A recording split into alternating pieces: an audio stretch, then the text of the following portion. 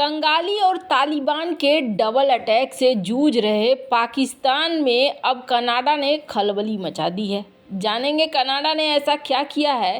तो वहीं दूसरी तरफ भारत के देसी S-400 ने अब नई तहलका मचा दी है। जियोपॉलिटिक्स में बहुत कुछ चल रहा है, हमेशा की तरह जानने को मिलेगा बहुत कुछ।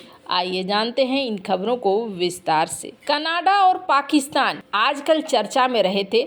पहली बार तो चर्चा में इस बात को लेकर रहे थे कि कनाडा में एयर होस्टेस को लेकर बहुत सारी चीज़ें हुई। पाकिस्तान इंटरनेशनल एयरलाइंस ने अपने ही चालक दल के एक मेंबर को सस्पेंड कर दिया, जिसे 2 अन्य के साथ कनाडा के अधिकारियों द्वारा कुछ समय के लिए हिरासत में लिया गया था। ये जानकारी शनिवार को मीडिया की एक खबर में मिली। चालक दल के सदस्यों को एक गैर संबंधित व्यक्ति का पासपोर्ट रखने के लिए हिरासत में लिया गया था। ये घटना ऐसे समय में हुई है जब पाकिस्तान इंटरनेशनल एयरलाइंस चालक दल की कमी की समस्या से जूझ रहा है। डॉन अखबार खबर के अनुसार हिना सानी को चालक दल के 2 अन्य सदस्यों के साथ कनाडा में हिरासत में लिया गया था। ये सदस्य लाहौर से टोरंटो जाने वाली PK 789 पर उसके साथ ड्यूटी पर थे। हालांकि बाद में चालक दल के तीनों सदस्यों को छोड़ दिया गया और जांच के बाद उन्हें वापस पाकिस्तान आने की अनुमति दी गई। अखबार की खबर के अनुसार बाद में PIA प्रबंधन ने सानी को निलंबित कर दिया और कहा कि वो आगे की कार्रवाई कनाडा के प्राधिकारियों के जांच रिपोर्ट के अनुरूप करेगा। विदेश यात्रा के दौरान किसी और का पासपोर्ट ले जाना अंतर्राष्ट्रीय कानून के खिलाफ है। PIA प्रवक्ता अब्दुल्ला हफीज खान ने बताया कि एयरलाइन प्रबंधन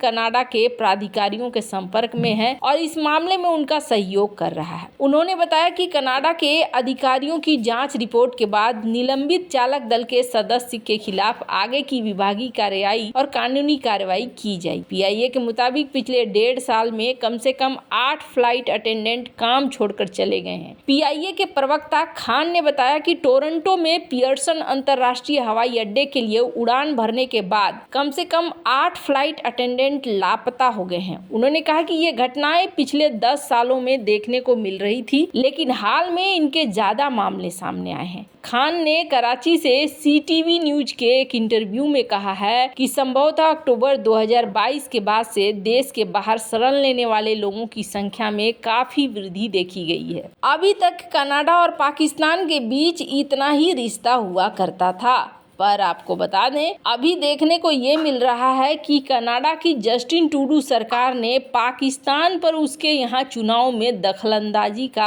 आरोप लगाया है। कनाडा ने पाकिस्तान को उन देशों में शामिल किया है जो उसके यहाँ विदेशी हस्तक्षेप में शामिल हो सकते हैं। कनाडाई सरकार ने खुफिया रिपोर्ट के आधार पर दावा किया कि उसके यहाँ 2019 और 2021 के चुनाव में विदेशी मुल्कों द्वारा दखलंदाजी की गई। पिछले सप्ताह ही इसकी रिपोर्ट को सार्वजनिक भी की गई, जिसकी कनाडा के कोर्ट में सुनवाई चल रही है। कनाडाई सरकार इससे पहले अपने यहाँ चुनाव के दौरान दखलंदाजी के आरोप चीन, रूस और भारत पर लगा चुका है। फरवरी महीने में कनाडा की जस्टिन ट्रूडो सरकार ने अपने यहाँ चुनाव के दौरान संभावित दखलंदाजी का आरोप लगाते हुए जांच के आदेश दिए। कनाडा की खुफिया रिपोर्ट के आधार पर PM ट्रूडो ने मामले में उच्च स्तरीय जांच के आदेश दिए। जांच पैनल का गठन किया। ट्रूडो ने पहले चीन और भारत पर चुनाव के दौरान दखलंदाजी का आरोप लगाया था। ऐसा कहा था कि वो भारत की उसके चुनाव में संभावित भूमिका की जांच करेगा। ट्रूडो सरकार को मिली खुफिया रिपोर्ट्स की माने उसके रडार में सबसे आगे चीन का नाम है।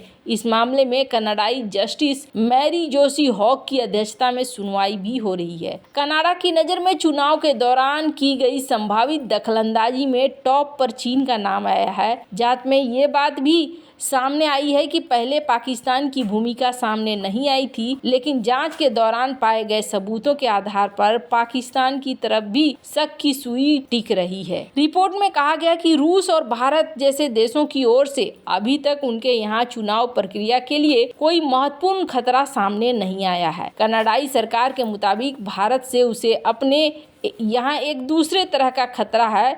इसे खालिस्तानी आतंकी हरदीप सिंह निज्जर हत्याकांड से जोड़कर देखा जा रहा है। कनाडाई सरकार ने अभी तक निज्जर हत्याकांड पर भारत पर लगाए आरोप नहीं वापस लिए हैं और न ही सबूत पेश किए हैं। कनाडा का आरोप है कि निज्जर हत्याकांड में भारत की कथित तौर पर भूमिका है, जिसकी वो जांच कर रहा है। इन आरोपों के बाद भारत ने पलटवार किया था और आरोपों को बेबुनियाद बताया था। इसके बाद से ही भारत और कनाडा के बीच राजनीतिक विवाद गहराया गया था। पाकिस्तान पर कनाडाई सरकार द्वारा लगाए जा रहे आरोप नए नहीं हैं। अगस्त 2018 में टोरंटो में पाकिस्तान के उस समय के राजदूत इमरान सिद्दीकी पर एक कनाडाई पत्रकार को धमकाने का आरोप लगा था। मामले में एक टेप भी सामने आया था। राजनयिक ने कथित तौर पर कहा था कि ऐसे पत्रकारों को यदि जीवित रहना है तो सहयोग करना होगा। पाकिस्तान विरोधी माने जाने वाले पत्रकारों का जिक्र करते हुए सिद्दीकी को ये भी कहते सुना गया था कि पत्रकारों को आजादी है, वे चाहे कह सकते हैं, हमें भी कुछ भी करने की जरूरत है,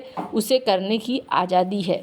खैर, अब देखना होगा कि आगे पाकिस्तान पर क्या एक्शन ले पाता है कनाडा। जहां एक तरफ ये सब कुछ बातें हो रही है, वहीं एक बार फिर से भारत के देसी S-400 की बात हो रही है। आपको बता दें, जिस तरीके से ये कहा गया कि रूस से आने वाले समय में 2026 तक उम्मीद है S-400 की बाकी बैटरीज मिलेंगी, इसका मतलब है भारत को जल्द से जल्द अपना S-400 विकसित करना होगा। इजराइल के एयर डिफेंस सिस्टम आयरन डोम की चर्चा पूरी दुनिया में होती है। दुश्मन के हवाई हमलों को पल में ध्वस्त करने वाले इस सिस्टम ने दुनिया के देशों का ध्यान खींचा। अब भारत भी एक ऐसे ही मिशन की तैयारी में जुट गया है। भारत स्वदेशी तकनीक से विकसित और दुश्मन की हर छोटी सी छोटी हरकत को भांपने की क्षमता से लैस लंबी दूरी की सतह से हवा में मार करने वाले मिसाइल सिस्टम को बना रहा है। भारतीय DRDO इस मिसाइल का निर्माण प्रोजेक्ट कुश के तहत करने वाला है। सब सही रहा तो इसे माना जा रहा है कि 2028-29 में सेना में शामिल किया जाएगा।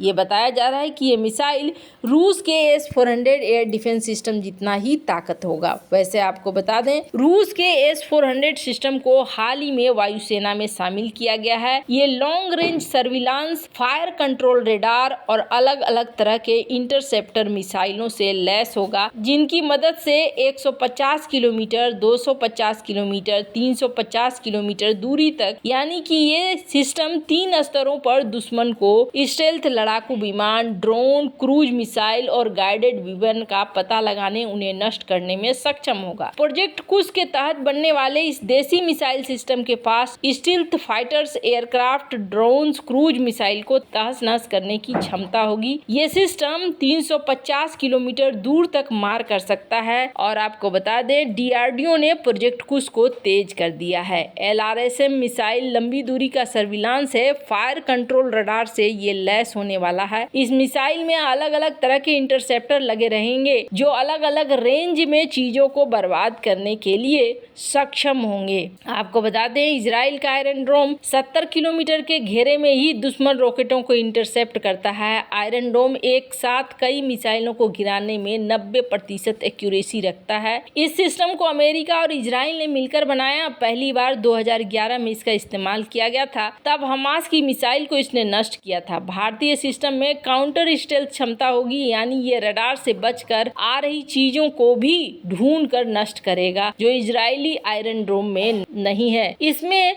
अब डिजाइन का फेज पास हो चुका है, इसलिए उम्मीद की जा रही है कि शायद भारत इसे पहले ही शामिल कर ले।